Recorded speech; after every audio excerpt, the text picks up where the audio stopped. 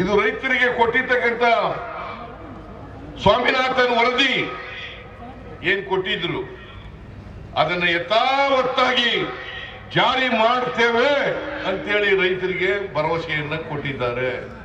ನಮ್ಮ ಮೇಲೆ ವಿಶ್ವಾಸ ಇದೆಯಲ್ಲ, ನಮ್ಮ ಮೇಲೆ ವಿಶ್ವಾಸ ಇದೆಯಲ್ಲ, ಕಾಂಗ್ರೆಸ್ ಮೇಲೆ ವಿಶ್ವಾಸ ಇದೆಯಲ್ಲ, ನಂಬಿಕೆ ಇದೆಯಲ್ಲ. ನಾವು ಅಧಿಕಾರಕ್ಕೆ ಬಂದ್ರೆ ಡೆಲ್ಲಿನಲ್ಲಿ ಅಧಿಕಾರಕ್ಕೆ ಬಂದ್ರೆ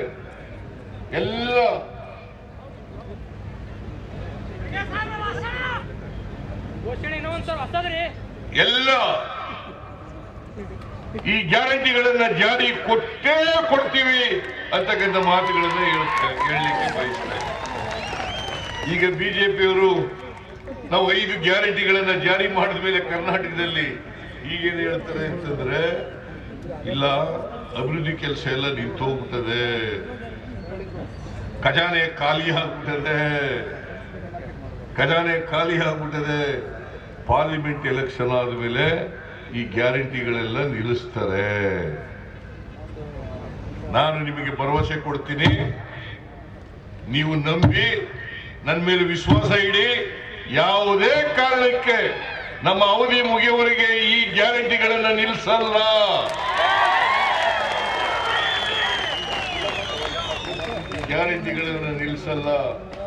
ನನಗೆ ವಿಶ್ವಾಸ ಇದೆ.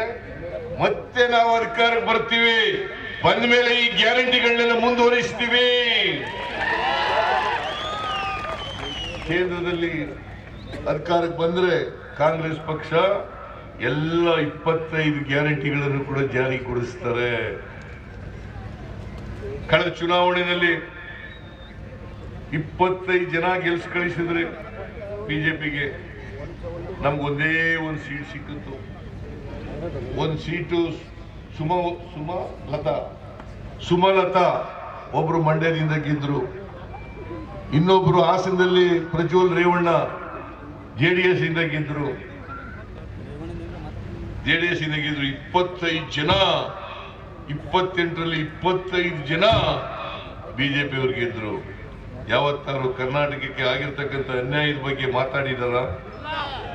ನಾನು ಕೇಳ್ತೀನಿ ನಿಮಗೆ, ಈ ಜಾಧವ್, ಮಿಸ್ಟರ್ ಜಾಧವ್ ಯಾವತ್ತಾರು ಕೂಡ ನಿಮ್ಮ ಪರವಾಗಿ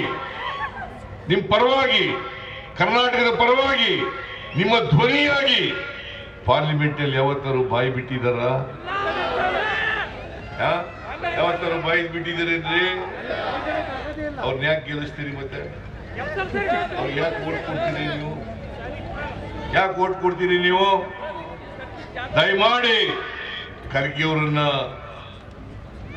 ಅವರನ್ನ ಬಹಳ ಕೆಲಸ ಮಾಡಿದ್ರಿ ಈ ಭಾಗಕ್ಕೆ, ಅವ್ರನ್ನ ಸೋರಿಸ್ಬಿಟ್ರಲ್ರಿ, ಜಾಧವ್ ಗೆಲ್ಸಿದಿರಲ್ರಿ. ನೀವೇ ಯೋಚನೆ ಮಾಡಿ. ಖರ್ಗೆ ಅವರು ಈ ಭಾಗದಲ್ಲಿ ಹೋರಾಟ ಮಾಡಿದವರು, ಮಂತ್ರಿಯಾಗಿ ಅನೇಕ ಕೆಲಸಗಳನ್ನು ಮಾಡಿದವರು, ಕೇಂದ್ರದಲ್ಲಿ ಮಂತ್ರಿಯಾಗಿ ಅನೇಕ ಕೆಲಸಗಳನ್ನು ಮಾಡಿದವರು, ಗುಲ್ಬರ್ಗಕ್ಕೆ ರೈಲ್ವೆ ಮಂತ್ರಿಯಾಗಿ, ಕಾರ್ಮಿಕ ಮಂತ್ರಿಯಾಗಿ ಅನೇಕ ಅಭಿವೃದ್ಧಿ ಕೆಲಸಗಳನ್ನು ಮಾಡಿದವರು.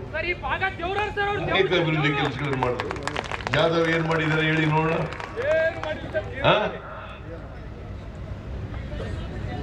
ಕಲ್ಯಾಣ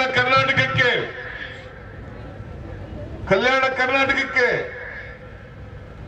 ಆಗ ಹೈದರಾಬಾದ್ ಕರ್ನಾಟಕ ಅಂತ ಕರೀತಾ ಇದ್ರು. ಹೈದರಾಬಾದ್ ಕರ್ನಾಟಕಕ್ಕೆ ವಿಶೇಷ ಸವಲತ್ತುಗಳನ್ನು ಕೊಡಿಸ್ಲಿಕ್ಕೆ 371J ಸಂವಿಧಾನಕ್ಕೆ ತಿದ್ದುಪಡಿ ಮಾಡಿಸಿ ಅದನ್ನ ಜಾರಿ ಕೊಡಿಸಿದವರು ಯಾರ್ರೀ? ಮಿಸ್ಟರ್ ಮಲ್ಲಿಕಾರ್ಜುನ್ ಖರ್ಗೆ.